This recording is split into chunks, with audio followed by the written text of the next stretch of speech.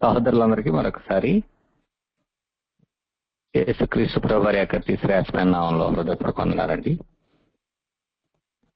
రాజుల 2వ గ్రంథం నుండి ఈ దినాన మరికొన్ని విషయాలు రాజుల 2వ గ్రంథం నుండి కొన్ని విషయాలు మనం ఈ దినాన్ని నేర్చుకుందాం. రాజుల మొదటి గ్రంథాన్ని గడిచిన తరగతిలో మనం నేర్చుకున్నామండి. మొదటి గ్రంథంలో మనం దావీదు యొక్క మరణం, సొలొమోను యొక్క పట్టాభిషేకం, సొలొమోను రాజ్యాన్ని పరిపాలించడానికి దేవుని ద్వారా జ్ఞానం పొంది గొప్ప జ్ఞానిగా ఆయన జీవితాన్ని ప్రారంభించి గొప్ప నిర్మాణకుడిగా ఆయన గొప్ప గొప్ప నిర్మాణాలన్నింటినీ నిర్మించి, ముఖ్యంగా దేవుని ఆలయాన్ని, దేవుని మందిరాన్ని ఆయన నిర్మించి ప్రారంభించడం మనం చూసాం. ఆ తర్వాత ఆయన పతనాన్ని, ఆయన మరణం తర్వాత రాజ్యం రెండుగా, అంటే ఐక్య రాజ్యం రెండుగా విడిపోవడం మనం చూసాం. ముఖ్యంగా గడిచిన తరగతిలో స్టడీ చేసినప్పుడు మనం దేవాలయాన్ని, దానికి సంబంధించిన విషయాల గురించి మనం ప్రాముఖ్యంగా నేర్చుకున్నాం. యెరూషలేం కేంద్రంగా ఆరాధన, బలులు, ఆత్మ సంబంధమైన కార్యక్రమాలు జరుగుతూ ఉన్నాయి. యెరూషలేం కేంద్రంగానే పరిపాలన కూడా జరుగుతూ ఉంది. యెరూషలేమును సియోను అని కూడా పిలవడం మనం చూస్తాం. కాబట్టి యెరూషలేం కేంద్రమైందనమాట. ఇకపై యెరూషలేము పైనే వారి యొక్క కన్నులు, వారి యొక్క దృష్టి. సంవత్సరానికి 3 సార్లు ఇశ్రాయేలీలు యెరూషలేమును దర్శించుకుని అక్కడ బలులు అర్పించడం, ఆరాధనలో పాలిభాగస్తులు అవ్వడం, పాత నిబంధన ప్రకారంగా వారు పండుగలకు హాజరవడం, ఇవన్నీ మనం చూసాం. 2వ రాజుల గ్రంథం మనం చదువుతున్నప్పుడు ఈ పుస్తకం 1, 2 రాజులు సెప్ట్యూజెంట్కు ముందుగా ఒకే పుస్తకంగా ఉండేదనేది మనం గడిచిన దినాన, లేకపోతే గడిచిన తరగతిలో మనం చూసాం. పరిశుద్ధ గ్రంథంలో ఇది 12వ పుస్తకం. మొదటి రాజుల గ్రంథం ముగిసిన వెంటనే 2వ రాజుల గ్రంథం ప్రారంభమవుతుంది. మొదటి రాజుల గ్రంథం యొక్క కొనసాగింపుగా మనం 2వ రాజుల గ్రంథాన్ని చూస్తాం. మొదటి రాజుల గ్రంథంలో ఉన్న ఏలియా 2వ రాజుల గ్రంథం ప్రారంభంలో చనిపోతా ఉంటాడు. అంటే దావీదు ఎలాగైతే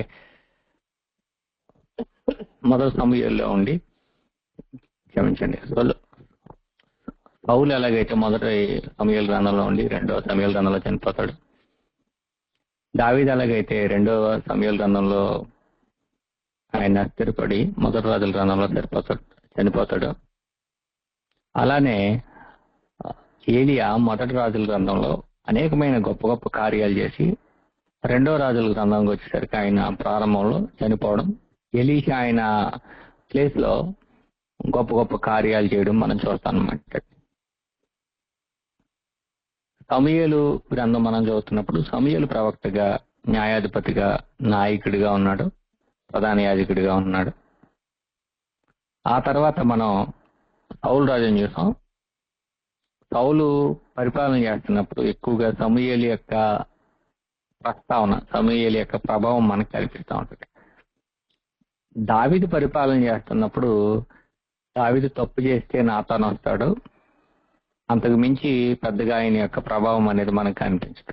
కానీ రాజుల గ్రంథం మనం చదువుతున్నప్పుడు మొదటి రాజుల గ్రంథంలో ప్రవక్తల యొక్క ప్రమేయం తరచుగా మనకు కనిపిస్తూ ఉంటుంది. ఎందుకు అలా జరుగుతుంది అని అంటే, రాజులు ఎప్పుడైతే తప్పిదాలు చేస్తారో, రాజులు తప్పిదాలు చేస్తున్నప్పుడు వారిని దిద్దడానికి కానీ, వారిని హెచ్చరించడానికి కానీ, వారిని సరైన మార్గంలో నడిపించడానికి కానీ ప్రవక్తలు అనేవారు వస్తూ ఉంటారు అన్నమాట. మొదటి రాజుల గ్రంథం మనం చదువుతున్నప్పుడు రాజులు చెడ్డవారిగా అనేకులు మనకు కనిపిస్తూ ఉంటారు. అందులోనూ ఉత్తర రాజ్యం అంటే ఇశ్రాయేలు 10 గోత్రాల యొక్క సదలో, లేకపోతే అక్కడ రాజులు కూడా చెడ్డవారిగా ఉంటారు. కాబట్టి అక్కడ ఎక్కువ ఏలియా ప్రమేయం మనకు కనిపిస్తూ ఉంటారు. సాధారణంగా రాజు దేవుని ప్రతినిధి, దేవుని పక్షంగా ప్రజల్ని మంచి పరిపాలన, నీతి న్యాయాలు అందిస్తూ పరిపాలన అందించాలి. రాజు గతి తప్పినప్పుడు ప్రవక్తలు వస్తారు. అది ఏలియాగా ఏలియాగా మనం చూస్తాం. ఏలియా గొప్ప పరిచర్య చేస్తాడు. ఏలియానే హీరోగా కనిపిస్తాడు మనకి రాజుల మొదటి గ్రంథం చివరి భాగంలో. ఎలీషా కూడా రెండో గ్రంథంలో చాలా వరకు హీరోలా కనిపిస్తాడు. హీరోలా అంటే ప్రధానమైన పాత్ర, ప్రధానమైన ప్రాముఖ్యమైన పాత్రను వారు పోషిస్తూ ఉంటారు. చాలా సంవత్సరాల తరబడి వాళ్ళు బలీయమైన దేవుని పక్షంగా నిలబడి పరిచర్య చేస్తూ ఉంటారు. తర్వాత మనం రాజుల గ్రంథం చదువుతున్నప్పుడు, రెండో రాజుల గ్రంథం చదువుతున్నప్పుడు ఇంకా ప్రవక్తలు, చాలా మంది ప్రవక్తలు, యెషయా గాని ఇలాగ అనేక మంది ప్రవక్తలు వస్తూ ఉంటారు. మీకా గాని, ఆమోస్ గాని, ఇలాగే చాలా మంది ప్రవక్తలు, హోషియా, రాజుల కాలంలోనే వీళ్ళందరూ వస్తూ ఉంటారు. ఎందుకు ఇంత పరిచర్య, ఇంత విస్తారమైన ప్రవక్తలు ఎందుకు రావాలంటే, రాజులు సరైన పరిపాలన అందించినప్పుడు దేవుడు ప్రవక్తల ద్వారా రాజులను, ప్రజలను, వ్యవస్థని, సమాజాన్ని అంతటిని దిద్దడం కొరకు, లేకపోతే వారిని సరైన మార్గంలో పెట్టడం కొరకు ప్రవక్తలను పంపిస్తూ ఉంటారు అన్నమాట. ఈ విషయాలు మనం గుర్తుపెట్టుకోవాలి రాజుల రెండో గ్రంథం మొదటి గ్రంథం చదువుతున్నప్పుడు. రాజులు అన్నాను కదా, ప్రవక్తలు ఎందుకు ప్రధానమైన పాత్రను పోషిస్తున్నారు అని అంటే, రాజులు చెడు ప్రవర్తిస్తున్నప్పుడు కానీ, ధర్మశాస్త్రానికి వ్యతిరేకంగా ప్రవర్తిస్తున్నప్పుడు కానీ ప్రవక్తలు వస్తారనమాట. అయితే మనం ఏం చదువుతామనంటే, ఇవి చరిత్ర గ్రంథాలుగా చదువుతూ ఉంటాం. రాజుల గ్రంథాలేమో, ప్రవక్తల గ్రంథాలేమో ప్రత్యేకంగా చదువుతూ ఉంటాం. మళ్ళీ వాటికి చిన్న ప్రవక్తలు, పెద్ద ప్రవక్తలు అని పేరు పెడతారండి. ఎవరైతేనే మొత్తం మీద ప్రవక్తలు అనమాట. చాలా ఎక్కువ కాలం ప్రవచించిన ప్రవక్తలుగా మనం చూస్తూ ఉంటాం. చిన్న ప్రవక్తలు, పెద్ద ప్రవక్తలను విభజించడానికి గల కారణం ఏంటంటే, వారు రాసిన రచనలను బట్టి చిన్న, పెద్ద అని విభజించడం జరిగింది.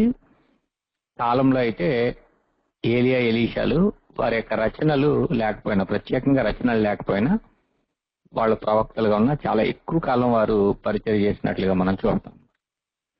కాబట్టి ఈ 12వ పుస్తకం బైబిల్లో ఇది 12వ పుస్తకం. రాజులు మనకి కనిపిస్తూ ఉంటారు. ఈ గ్రంథం యొక్క ప్రాముఖ్యత గురించి చెప్పవలసిన అవసరం లేదు. ఎందుకంటే ఇశ్రాయేల్ రాజులు, యోధా రాజులు, 2 గోత్రాలకు సంబంధించిన రాజులు పరిపాలన మనం చూస్తూ ఉంటాం అనమాట. అంటే 10 గోత్రాలకు సంబంధించిన రాజులు, యోధా ప్రాంతంలో యోధా రాజులు కనిపిస్తూ ఉంటారు. యెరూషలేమును కేంద్రంగా చేసుకుని యోధా వారు మాత్రం మనం చదువుతున్నప్పుడు దావీదు వంశం నుండి వచ్చిన వారు మాత్రమే యోధాను పరిపాలన చేస్తారు. యెరూషలేములో ఎవరు ఉంటారు అని అంటే, దావీదు వంశం నుండి వచ్చిన వారు మాత్రమే ఉంటారు. ఇంకా ఏ ఇతర గోత్రాల వారు కూడా అక్కడ పరిపాలన చేయరనమాట. ఎందుకంటే దేవుడు దావీదుకు వాగ్దానం చేశాడు కాబట్టి దాని వారు ఖచ్చితంగా, స్ట్రిక్ట్ గా వారు ఫాలో చేస్తారనమాట, ఫాలో అవుతారు. కాబట్టి రెండో రాజుల గ్రంథంలో కానీ, మొదటి రాజుల గ్రంథంలో కానీ మనం చదువుతున్నప్పుడు యోధా ప్రాంతాన్ని పరిపాలన చేస్తున్న వారు దావీదు కుటుంబంలో నుంచి వచ్చిన యోధా రాజులు మాత్రమే పరిపాలన చేస్తూ ఉంటారు. రాజ్య విభజన తర్వాత ఇశ్రాయేల్ రాజులు, యోధా రాజులు ఒకరికొకరు ద్వేషించుకోవడం, యుద్ధాలు చేసుకోవడం అనేది కూడా మనం చూస్తూ ఉంటాం అన్నమాట. వారు ఒక కుటుంబం, సహోదరుల ఐక్యత కలిగి ఉండాలి. కానీ వాళ్ళలో వచ్చిన ఈ విడిపోయిన తర్వాత వారిలో వచ్చిన ద్వేషం లేకపోతే సమస్యల కారణంగా వాళ్ళు యుద్ధాలు చేసుకుంటూ ద్వేషించుకుంటూ ఉంటారనమాట. తర్వాత కాలంలో 1000 మందికున్న, ఒక రాజు మరొక రాజుతో 1000 మందికున్న వివాహాలు చేసుకున్న, అది కూడా సమస్యతో కూడుకున్నట్లుగానే మనకి కనిపిస్తూ ఉంటుంది అనమాట. రెండో రాజుల గ్రంథం చివరిలో మనకేం కనిపిస్తానంటే, యూదులు బబులోనుకు చెరగా వెళ్ళిపోవడం. 17వ అధ్యాయం రెండో రాజుల గ్రంథంలో ఇశ్రాయేలీలు అష్షూరు రాజ్యానికి చెరకు వెళ్ళిపోవడం మనం చూస్తాం అన్నమాట. ఎందుకు ఇలా జరిగింది? సృష్టికర్త దేవుడు, సమస్త భూమి ఆయనది, ఆయన ఇశ్రాయేలీని పాలుతిన ప్రపంచ దేశంలో ఆయన నివసింపజేస్తున్నారు, లేకపోతే వారికి ఆ భాగాన్ని పంచి ఇచ్చారు. అలా ఇచ్చిన దేవుడు ఎందుకు వాళ్ళని ఆ భూభాగంలో ఉండకుండా, లేకపోతే వాళ్ళు అక్కడ నివసిస్తున్నప్పుడు వారికి ఎందుకు సహాయం చేయలేదు అని అంటే, దేవుడు ముందుగానే చెప్పారు. దేవుడు ధర్మశాస్త్రాన్ని ఇచ్చారు. ధర్మశాస్త్రం ఇచ్చిన తర్వాత ద్వితీయోపదేశ కాండం 27, 28 అధ్యాయాలు మనం చదువుతున్నప్పుడు, మీ ముందు మంచి చెడు జీవము మరణము, ఆశీర్వాదము శాపము, వీటిని మీ ముందు ఉంచాను. మీరు ఈ భూభాగంలో ఆశీర్వాదకరంగా జీవం కలిగి బ్రతకాలి అనుకుంటే కనుక మీరు క్షమించండి, ఒక్క నిమిషం. నేను ఫోన్లో వస్తున్నాయి, సైలెంట్లో పెట్టేస్తాను. థ్యాంక్ యూ, ఏమనుకోవద్దు.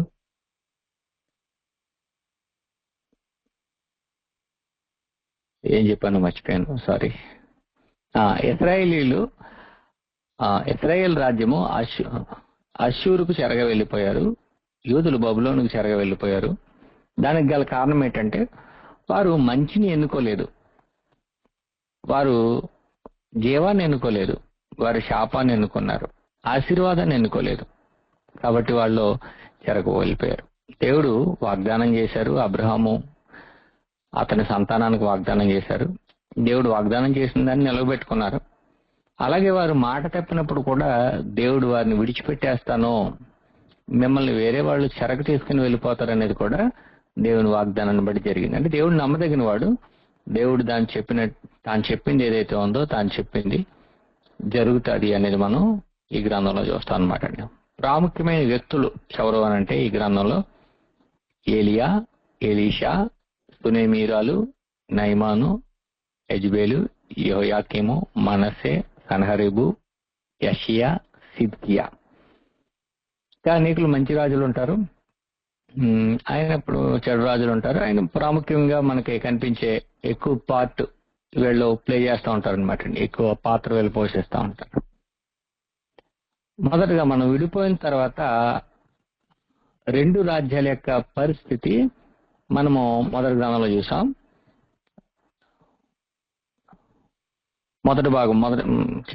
మొదటి గ్రంథం 2వ భాగంలో చూసాం.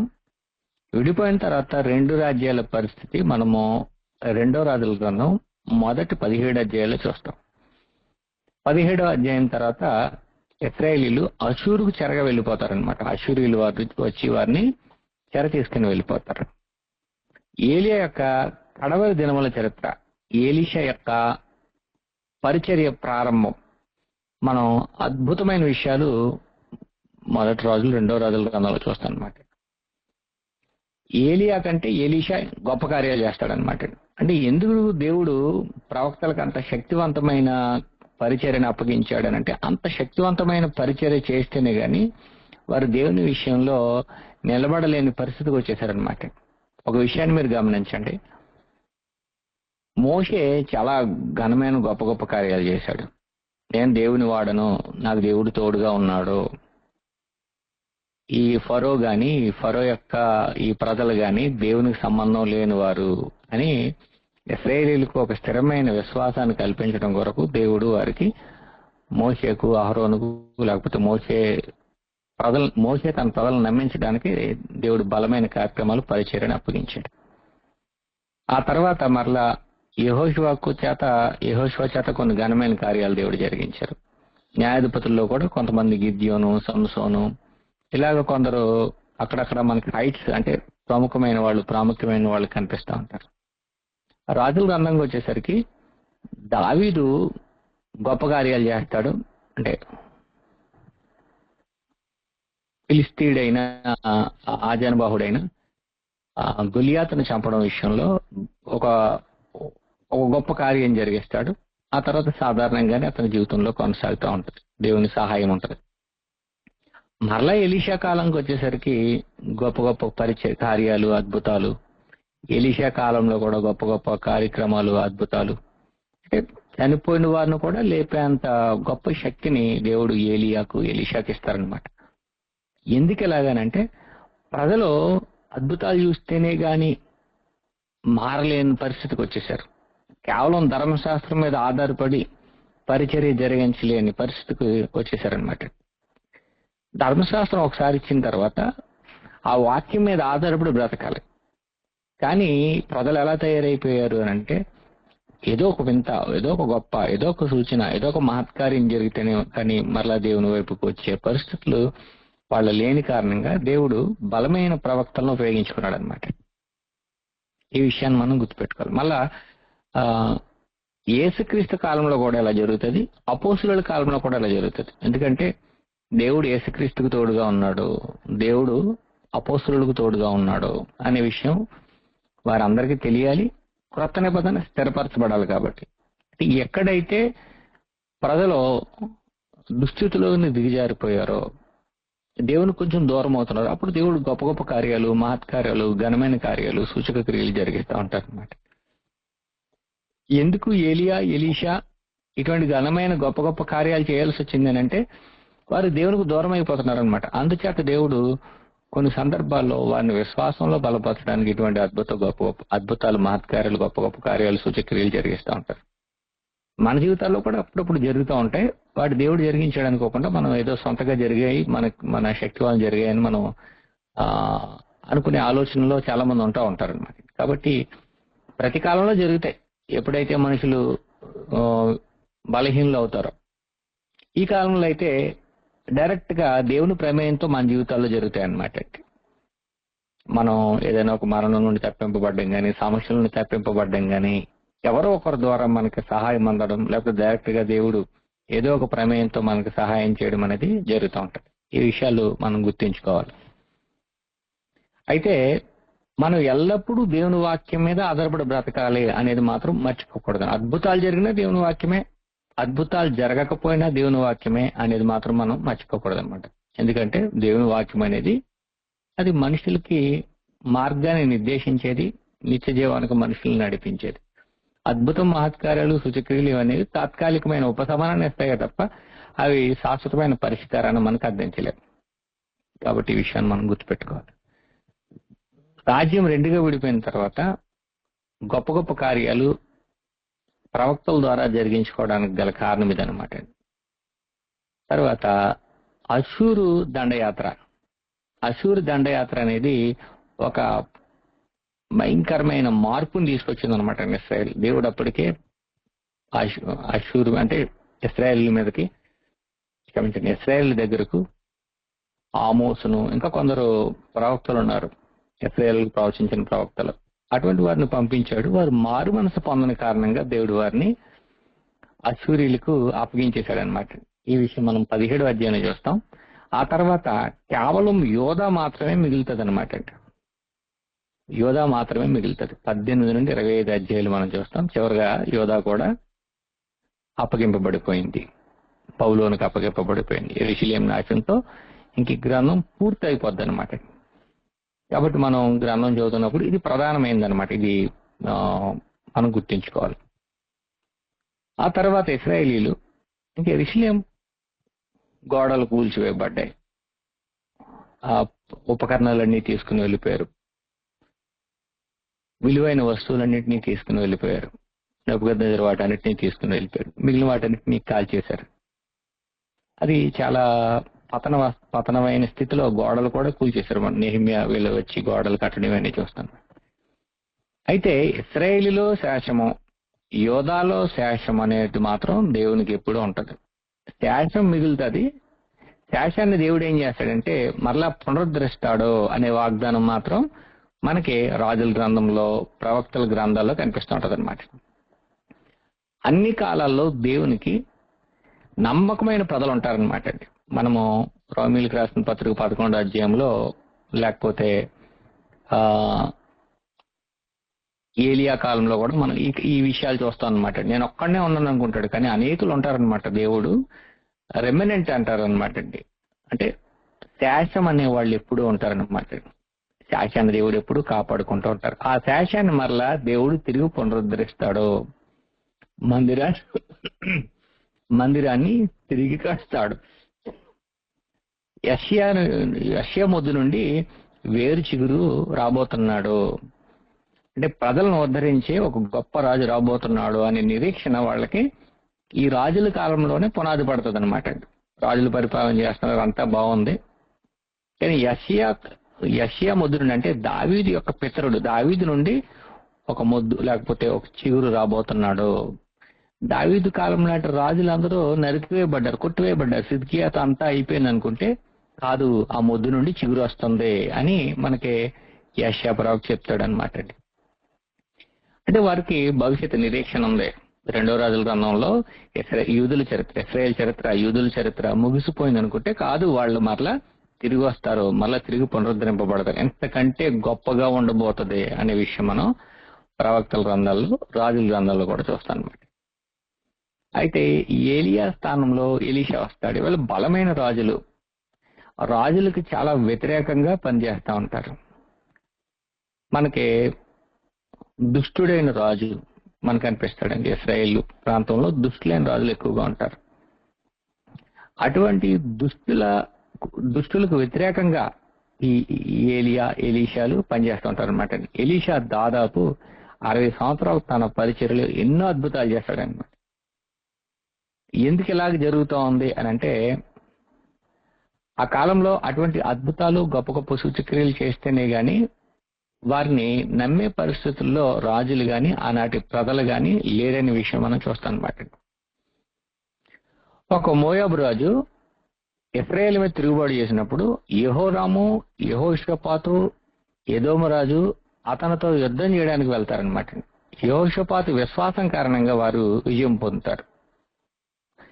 రాజులు ఎందుకు విజయం పొందుతారు అని అంటే, విశ్వాసాన్ని బట్టి, దేవుని మీద వారికి ఉన్న నమ్మకాన్ని బట్టి వారు విజయం పొందుతారు అనేది మనం రాజుల కాలంలో మనం చూస్తూ ఉంటాం. ఆ తర్వాత సిరియా రాజు ఇశ్రాయేల్ మీద ఆకస్మికంగా దాడి చేయాలని పథకం వేస్తాడు. అయితే ఎలీషా ఆ పథకాన్ని విఫలం చేస్తూ ఉంటాడు అనమాట. సిరియా రాజు ఏం చేస్తాడంటే గుర్రాలని, రథాలని, సైన్యాన్ని ఎలీషా మీదకి పంపిస్తాడు. 2 రాజుల గ్రంథం 6వ అధ్యాయం 14వ వచనంలో మనం చూస్తాం. అయితే సిరియన్లు వచ్చినప్పుడు వారి చుట్టూ దూతలు ముట్టడి వేయడం, ఇవన్నీ మనం 2వ రాజుల గ్రంథంలో చూస్తాం అన్నమాట. అంటే గొప్ప గొప్ప కార్యాలన్నీ కూడా మనం 2వ రాజుల గ్రంథంలో ఎలీషా పక్షంగా ఎలీషా చేస్తుండగా మనం చూస్తాం అన్నమాట. 2వ రాజుల గ్రంథం 2వ అధ్యాయం 9వ వచనం మనం చదువుతున్నప్పుడు ఎలీషా ఏలీ ఆత్మలో 2 పాలు అడుగుతాడండి. అంటే నీ పరిచర్య నాకు అప్పగించు అనే విషయాన్ని అడుగుతాడండి. అప్పుడు ఏలీ అంటాడు, అదంతా సులభమైనది కాదు అని అతను చెప్పిన తర్వాత అతను వెళ్ళిపోతున్నప్పుడు ఆత్మలో 2 పాళ్ళు, లేకపోతే అతని పరిచర్యను, అతను ఎటువంటి యాటిట్యూడ్ తో, ఆత్మతో, దృక్పథంతో పనిచేశాడు, అటువంటి ఆత్మను, అటువంటి పరిచర్యను ఎలీషాకు అప్పగించి వెళ్ళడం అనేది మనం చూస్తాం అన్నమాట. 2వ అధ్యాయం 11వ వచనంలో ఏలియా సుడిగాలితో ఆరోహణం అవడం, 4వ అధ్యాయంలో సునేమురాలికి సంబంధించిన కథను మనం చూస్తాం అన్నమాట.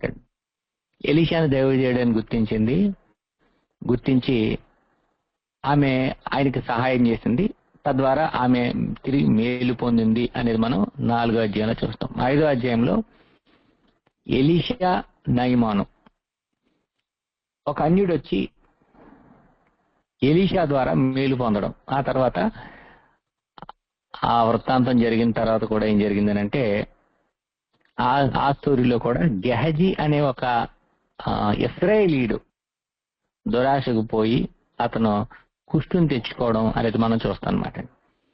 అంటే ఈ ప్రవక్తల దగ్గర ఉన్న శిష్యులు కూడా ఏం చేస్తా ఉన్నారు అంటే సరైన జీవితాన్ని జీవించట్లేదన్నమాట అండి. వాళ్ళ యొక్క గురి సరిగా లేదు అనేది మనం 5వ అధ్యాయంలో గెహజీ స్టోరీలో చూస్తాం అన్నమాట. తర్వాత అక్కడక్కడ మనకి యెహూ ఇశ్రాయేల్ రాజుగా అభిషేకింపబడతాడండి. ఇతను దేవుని పక్షంగా అహాబు కుటుంబీకులందరినీ చంపే కార్యక్రమంలో ఉంటాడు. యెహూ కొన్ని పునరుద్ధరణలు చేస్తాడండి, కానీ ఇశ్రాయేల్ మాత్రం పునరుద్ధరింపబడదు. మన రాజుల గ్రంథం చదువుతున్నప్పుడు కొందరు రాజులు, యోషియా గాని, యెహూ గాని, ఇటువంటి కొందరు రాజులు ఇశ్రాయేలు ప్రాంతంలోను, యోధా ప్రాంతంలో కూడా కొన్ని పునరుద్ధరణ కార్యక్రమాలు చేస్తూ ఉంటారండి.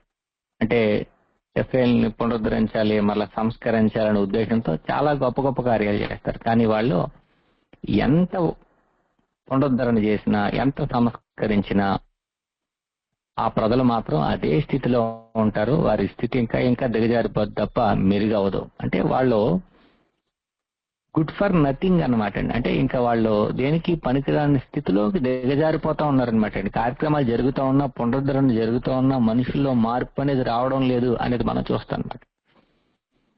యోధా రాజుల్లో హిజ్కియా వచ్చిన తర్వాత ఏడుగురు రాజుల తర్వాత యోషియా వస్తాడండి. యోషియా కూడా చాలా గొప్ప పునరుద్ధరణ చేస్తూ ఉంటాడు. యోషియా ఇశ్రాయేల్ దేశంలోనికి వెళ్తాడు, యుద్ధ దేశంలో ఉంటాడు. అతను ఏం చేస్తాడంటే దేవాలయాల్ని, దేవతా ప్రతిమల్ని, ఉన్నత స్థలాలని వీటన్నిటిని ఆయన తొలగించేస్తా ఉంటాడండి. అయినప్పటికీ ఇశ్రాయేలు పునరుద్ధరింపబడదు అనేది మనం చూస్తాం అన్నమాట. అయితే హిజ్కియా ఏం చేస్తాడంటే ఐగుప్తుతో పొత్తు కుదుర్చుకునే ప్రయత్నం చేస్తూ ఉంటాడు. ఇశ్రాయేలీయుల రాజులు ఏం చేయాలంటే దేవుని ప్రతినిధులుగా దేవుని మీద ఆధారపడి యుద్ధాలు చేయాలి. దేవుని ప్రతినిధులుగా దేవుని ప్రజల్ని పరిపాలించాలి. నీతి న్యాయాన్ని అమలు చేస్తూ ప్రజలకు మంచి చేస్తూ దేవుని మీద ఆధారపడి తాను బ్రతుకుతూ దేవుని మీద ఆధారపడి ప్రజలు బ్రతికేటట్లుగా ప్రజలందరినీ కూడా పరిపాలించాలి. కానీ హిజ్కియా ఏం చేస్తాడంటే ఐగుప్తుతో పొత్తు కోసం పరిగెడతాడండి. అశ్షూరులు వస్తున్నప్పుడు ఐగుప్తుతో పొత్తు కోసం పరిగెడతాడు. ఇలాగా మనం రాజుల కాలంలో వాళ్ళు చేసే కొన్ని పనులు ఏవైతే ఉన్నాయో అవి దేవునికి కోపం తీసుకొస్తే ప్రజలను కూడా దేవుని వైపు నుండి వారు ఇతర దేవతల వైపుకు నడిపించేటట్లుగా, ఇతర దేవతల వైపుకి వాళ్ళ మనసు తిప్పేటట్లుగా జరుగుతూ ఉంటది అనమాట. అంటే దేవుని మీద నుండి వారి మనసు, రాజుల మనసు తొలగిపోయింది, అలాగే ప్రజల యొక్క మనసు కూడా తొలగిపోతా ఉందన్నమాట. కాబట్టి ఈ విధంగా రాజుల గ్రంథంలో మనం అనేకమైన విషయాలు చూస్తామండి. ఎలీషా చేసిన అద్భుతాలు మనం చూసినట్లయితే యోర్దాను 2 పాయలుగా చేయబడింది. ఇది యెహోషువ కాలం నాటిది. యెరికో పట్టణపు చెడ్డ నీరు మంచిగా చేయబడింది. అపరాధులైన పిల్లలు ఎలుగుబంటి దాడికి గురయ్యారు. సైన్యానికి నీరు సరఫరా చేయబడింది. ఒక విధవరాలకి నూనె ఆహారం దొరికింది. గొడ్రాలిగా ఉన్న సునేము స్త్రీ కుమారుని కన్నది. ఆ కుమారుడు చనిపోతే మళ్ళా బ్రతికింపబడ్డాడు. విషపూరితమైన కూర తిన్న వాళ్ళు తీగా మారింది, లేకపోతే వారు బ్రతికారు. 100 మందికి 20 రొట్టెల భోజనం ఏర్పాటు చేయబడింది.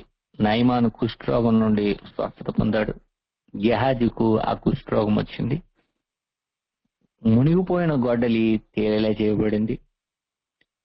ఒక సేవకుడు దేవదూతలతో కూడిన రథాలు చూశాడు, రక్షింపబడ్డాడు. సిరియా సైనికుల చూపు పునరుద్ధరింపబడింది, వాళ్ళు కూడా చూడగలిగారు. చనిపోయిన ఒక వ్యక్తి అంటే అతని యొక్క శల్యాలు తాగడంతో సజీవమయ్యాడు. ఇలాగ అనేకమైన కార్యక్రమాలు మనం ఎలీషా చేయడం చూస్తాం అన్నమాట. ఏలియా చేశాడు, ఎలీషా చేశాడు. అలాగే యేసుక్రీస్తు కూడా చేస్తాడు.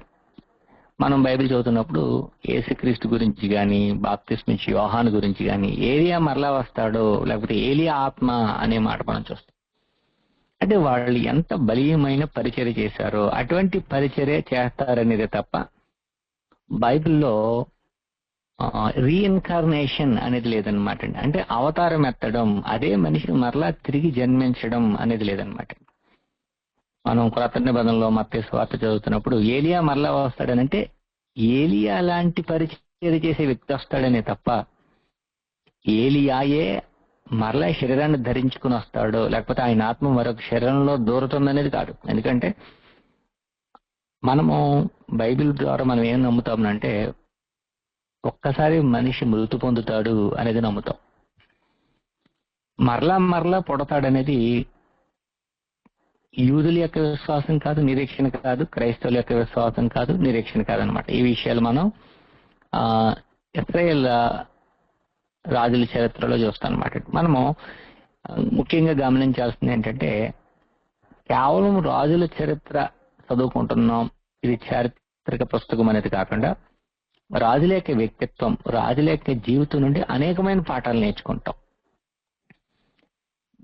దేవునికి విధేయులై వారు జీవిస్తున్నప్పుడు వారు ఎటువంటి సమాధానకరమైన, నెమ్మదికరమైన పరిపాలన అందించారు, రాజ్యం ఎంత నెమ్మదిగా ఉంది అనేది చూస్తాం. ఎప్పుడైతే ప్రజలు దేవునికి వ్యతిరేకంగా తిరుగుబాటు చేశారో, దేవుని మీద తిరుగుబాటు చేశారో, దేవుని వాక్యాన్ని వారు నిర్లక్ష్య పెట్టారో, అప్పుడు వారు, వారి రాజ్యం, వారి ప్రజలు నెమ్మది లేని జీవితాలు జీవించారనేది మనం చూస్తాం అన్నమాట. కాబట్టి కేవలం చారిత్రక గ్రంథాలు మాత్రమే కాదు కానీ ఆత్మ సంబంధమైన అనేకమైన పాఠాలు మనకు నేర్పించే గ్రంథాలుగా మనం మొదటి రాజులు, రెండవ రాజుల గ్రంథాలు మనం చూస్తాం. యోధా రాజులు, ఇశ్రాయేల్ రాజుల గురించి మనం చదువుతున్నట్లయితే రెహబాం తర్వాత అబియా, ఆషా, యరొబాం తర్వాత నాదాబు, బయేషా, ఏలా, జిమ్రి, ఒమ్రి, తిబ్ని, అహాబ్ అనేవాళ్ళు. యోధా రాజుల్లో యెహోషాపాతు, ఇశ్రాయేల్ రాజుల్లో మరలా ఆజ్యా, యెహోరాము. అదే కాలంలో యెహోరాము అనే యోధా రాజు కూడా ఉంటాడు. ఆ తర్వాత అహజ్యా, అతల్యా, యోవాషు, తర్వాత అమజ్యా, ఇలాగా అనేకమైన రాజులు పరిపాలన చేస్తూ ఉంటారు. మంచి రాజులు అనేవాళ్ళు ఎవరైతే ఉన్నారో వీళ్ళు ఇంతకు ముందు చెప్పినట్లుగా నాకు జ్ఞాపకం ఉంది, అవరేజ్ గా 33 సంవత్సరాలు వారు పరిపాలన చేసినట్లుగా కొన్ని లెక్కలు ఉన్నాయన్నమాట. సుమారుగా 33 సంవత్సరాలు మంచి రాజులు అనే వాళ్ళందరూ కూడా పరిపాలన చేశారు. చెడ్డ రాజుల్లో ఒక రాజు మాత్రం చాలా ఎక్కువ కాలం పరిపాలన చేశాడు, కానీ ఎవరైతే చెడు పరిపాలన చేశారో, చెడు వ్యక్తిత్వాన్ని కలిగి ఉన్నారో వాళ్ళు మాత్రం అతి తక్కువ కాలంలో మారిపోతూ ఉంటారనమాట. ఇది మనం రాజుల గ్రంథాల్లో చూస్తూ ఉంటాం. అంటే ఎవరైతే దేవుని చిత్తాన్ని జరిగిస్తా ఉన్నారో వారు దీర్ఘాయుషులు కలిగి బ్రతుకుతున్నట్లుగాను, నెమ్మదిగా సుఖంగా ప్రజల్ని మంచి దారిలో నడిపిస్తున్నట్లుగాను మనకు అనిపిస్తూ ఉంటది అనమాట. మనకి సామెత ఎక్కువ వినిపిస్తా ఉంది ఈ మధ్యన, పాపి చిరాయువు అని. అది ఒక్కొక్కసారి జరుగుతుంది, కానీ దీర్ఘాయువు పొందే మంచి వాళ్ళే ఎక్కువ మంది మనకి రాజుల కాలంలో, రాజుల గ్రంథంలో కనిపిస్తారు అనమాట. పాపి చిరాయువు అంటే ఎవరనంటే మనకి మనస్సే కాలంలో ఎక్కువ పరిపాలన చేసినట్లుగా మనకు కనిపిస్తుంది అనమాట. అది లోకోక్తే పాపి చిరాయువు అనేది. కాబట్టి రాజుల గ్రంథం నుండి మనం ఈ రోజు కొన్ని విషయాలు నేర్చుకున్నాం. దేవుని చిత్తమైతే అధ్యాయం తర్వాత అధ్యాయం అంటే వర్స్ బై వర్స్ మనం స్టడీ చేసే అవకాశం ఉంటే ఖచ్చితంగా స్టడీ చేద్దాం. ఈ రాజుల గ్రంథంలో నేను ఈ రోజు చెప్పాలనుకున్నది ఏంటంటే చాలా సింపుల్ గా తక్కువ పాయింట్లతోనే నేను చెప్పాలనుకుంటున్నాను. అయితే మరలా మీకు వీటన్నిటిని ఏమేమి చెప్పానో రీక్యాప్ చేస్తాను, ఒకసారి తిరిగి జ్ఞాపకం ఉంచుకోండి. చరిత్ర మాత్రమే కాదు కానీ జీవిత పాఠాలు మనం నేర్చుకుంటాం అనేది మనం ముఖ్యంగా గుర్తుపెట్టుకోవాలండి. దేవుడు అవిధేయులను శిక్షించి విధేయులకు మంచి కాలాన్ని ఇస్తాడు, మంచి జీవితాలు ఇస్తాడు అనేది మనం ఈ గ్రంథంలో నేర్చుకుంటాం అన్నమాట. మొదటి రాజులు, రెండవ రాజుల గ్రంథాలు అనేవి పొలిటికల్ గా మనకు కనిపిస్తూ ఉంటాయి. అంటే రాజకీయ పరంగా ఒకరి మీద ఒకరు వారు చేసుకున్న యుద్ధాలు కానీ, లేకపోతే రాజుల రాజకీయ సైనిక ఓటమి విజయాలు, ఈ లెక్కలు మనకి రాజుల గ్రంథాల్లో కనిపిస్తూ ఉంటాయి. ఇలాంటిదే సిమిలర్ గా మనకి మొదటి దినవృత్తాంతాల గ్రంథం, రెండవ దినవృత్తాంతాల గ్రంథం మనకు కనిపిస్తూ ఉంటది. ఇక్కడేం కనిపిస్తుంది అంటే కొంత మత సంబంధమైన, అంటే దేవాలయము, యాజకత్వము, అంటే యోధాకి సంబంధించిన ఎక్కువ విషయాలు మనకి మొదటి దినవృత్తాంతాలు, రెండవ దినవృత్తాంతాల గ్రంథాల్లో మనకి ఎక్కువగా కనిపిస్తూ ఉంటాయి అన్నమాట. కాబట్టి రాజుల గ్రంథానికి, దినవృత్తాంతాల గ్రంథానికి మధ్య ఉన్న వ్యత్యాసాన్ని మనం గుర్తుపెట్టుకుంటాం. తర్వాత సొలొమోను తర్వాత అతని కుమారుడైన రెహబాము పరిపాలనకు వచ్చాడు అనేది మనం గమనిస్తూ ఉంటాం. అంటే యోధాలో కేవలం దావీదు కుటుంబం మాత్రమే పరిపాలన చేస్తారు. ఇది మనం దేవుడు దావీదుకు చేసిన వాగ్దానాన్ని బట్టి జరుగుతున్నది అనేది గుర్తించుకోవాలండి. ఇంతకు ముందున్న రాజుకు, అంటే ఇంతకు ముందు అంటే రెహబాముకు ముందున్న రాజు సొలొమోనుకు రెహబాముకు మధ్య ఉన్న సంబంధం ఏమిటి, వాళ్ళిద్దరూ ఏమవుతారు అనేది మనకి రాజుల గ్రంథంలోను, దినవృత్తాంతాల గ్రంథంలో కూడా కనిపిస్తుంది. అంటే ముందున్న రాజుకు తర్వాత వచ్చిన రాజుకు సంబంధం ఏమిటది అనేది మనకి ఇశ్రాయేల్ రాజ్యంలో కూడా అలాగే ముందున్న రాజుకు వెనకున్న రాజుకు సంబంధం ఏమిటి అనేది మనకు కనిపిస్తూ ఉంటది. ఇశ్రాయేల్ రాజ్యంలో ఎలా ఉంటదనంటే ఒకే కుటుంబం పరిపాలన చేయకుండా సుమారుగా 8 కుటుంబాల వారు అక్కడ పరిపాలన చేసినట్లుగా మనకు కనిపిస్తుంది. మొదట యరొబాము, ఎఫ్రాయిమీట్ అయితే తర్వాత వాళ్ళు వేరే వేరే గోత్రాల వారికి పరిపాలన చేస్తూ ఉంటారు. ఒకరినొకరు చంపుకుని, ఒకరినొకరు అంతమొందించి, కుట్రల పన్ని సింహాసనం ఎక్కాలి లేకపోతే రాజ్యాన్ని చేజిక్కించుకోవాలనే కుట్రలో మనకి రాజుల గ్రంథంలో ఇశ్రాయేలు ప్రాంతం అంటే దక్షిణ రాజ్యంలో మనకు కనిపిస్తుంది, క్షమించండి ఉత్తర రాజ్యంలో కనిపిస్తాయి. అంటే సోముడోను వారు రాజధానిగా చేసుకుని పరిపాలన చేస్తున్న రాజ్యంలో మనకు కనిపిస్తాయి అన్నమాట. రాజుల గ్రంథాలు చదువుతున్నప్పుడు రాజుల గ్రంథాల్లో ఏ రాజ్యాన్ని ఎవరు పరిపాలించారు అనేది మనకి కనిపిస్తుంది అనమాట అండి. ఒక రాజు వస్తాడు, ఉదాహరణకి యరొబాము వస్తాడు. యరొబాము ఏ ప్రాంతానికి రాజు, ఉత్తర రాజ్యానిక దక్షిణ రాజ్యానిక అనేది వివరంగా మనకు కనిపిస్తారు అన్నమాట. అతడు ఎప్పుడు రాజు అయ్యాడు? యరొబాము పరిపాలనలో క్షమించండి, రెహబాము పరిపాలనలో యరొబాము ఎప్పుడు రాజు అయ్యాడు? యెహోషాపాతు పరిపాలనలో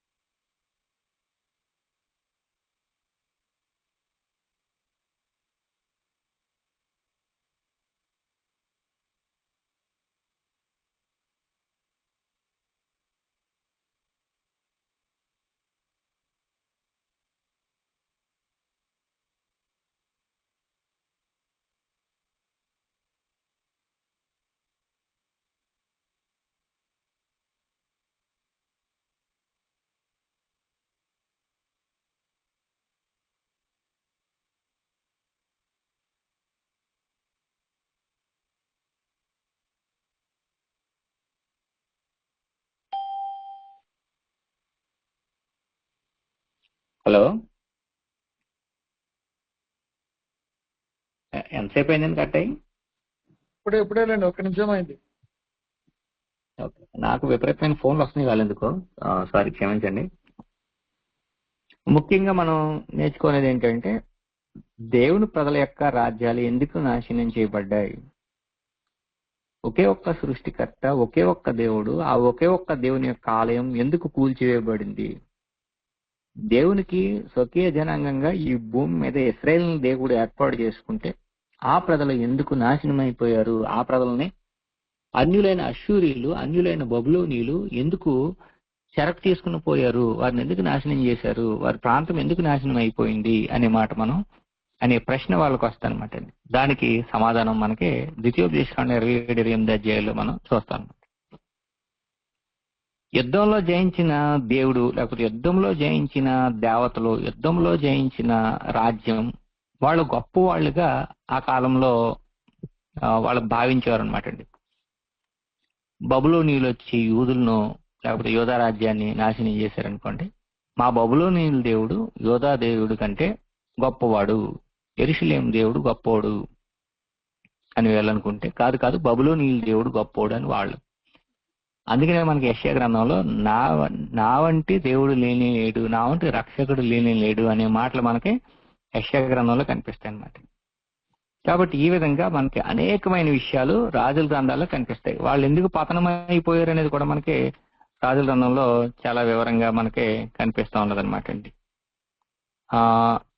రాజరికానికి సంబంధించిన కొన్ని చట్టాలు ఉంటాయి. ఇది ద్వితీయోపదేశకాండం 17వ అధ్యాయంలో మనం చూస్తాం. దేవుని చిత్తమైతే వచ్చే వారం మనం ద్వితీయోపదేశకాండం 17వ అధ్యాయాన్ని మనము స్టడీ చేసి అక్కడ ఉండాల్సిన రాజుల లక్షణాలు ఏంటి, ఏ ఏ లక్షణాలు రాజుల గ్రంథంలో ఉన్న రాజులకు లేవు, ఎందుకు వాళ్ళని దేవుడు శిక్షించాడు అనే విషయాలు మనం వివరంగా చూస్తాం అనమాట అండి.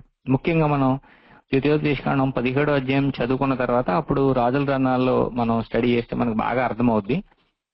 కానీ మనము ఎందుకు డైరెక్ట్ గా వచ్చేసామనంటే పుస్తకాల ప్రకారంగా మనం చదువుతున్నాం కాబట్టి మనము ద్వితీయోపదేశకాండంలోనికి మళ్ళా వెనక్కి వెళ్లకుండా రాజుల గ్రంథాల్లోకి వచ్చాం అనమాట. కాబట్టి వచ్చే తరగతిలో మనం ద్వితీయోపదేశకాండం 17వ అధ్యాయం చూస్తాం. అసలు దేవుడు రాజులను ఇచ్చినప్పుడు ప్రజల ఉద్దేశం ఏంటి, దేవుని ఉద్దేశం ఏంటి అనేది కనుక మనం చూస్తే సమూయేలు మొదటి గ్రంథం 8వ అధ్యాయము 5వ వచనం నుండి 18వ వచనం వరకు అనేకమైన విషయాలు మనకు కనిపిస్తాయి. ఇశ్రాయేలీలు ఏమని కోరుకున్నారనంటే, మాకు ఒక రాజుని ఇస్తే మా రాజు మా ముందుండి మాకు యుద్ధాలు చేస్తాడు, మాకు న్యాయం తీరుస్తాడు, మా రాజు మాకు న్యాయం తీస్తాడు, మా ముందర పోవచ్చు అతడే మా యుద్ధాలను జరిగిస్తాడు అనేది వాళ్ళ యొక్క అభిలాష అన్నమాట. అంటే ఒక భౌతికమైన రాజు వారి ముందుండి వారిని నడిపించాలని కోరుకున్నారు. మోషే ముందుండి నడిపించినట్లుగా, యెహోషువ ముందుండి నడిపించినట్లుగా, లేదా న్యాయాధిపతుల కాలంలో న్యాయాధిపతులు ఇశ్రాయేలును ముందుండి నడిపించినట్లుగా దేవుడు వారిని నడిపించాలని ఆలోచన చేశారు. దేవుని పక్షంగా ఒక రాజు ముందుండి నడిపించాలని ఆలోచన చేశారు. అయితే ఆ రాజులు ఏ విధంగా పతనం అయిపోయారు అనేది మనం చూస్తాం.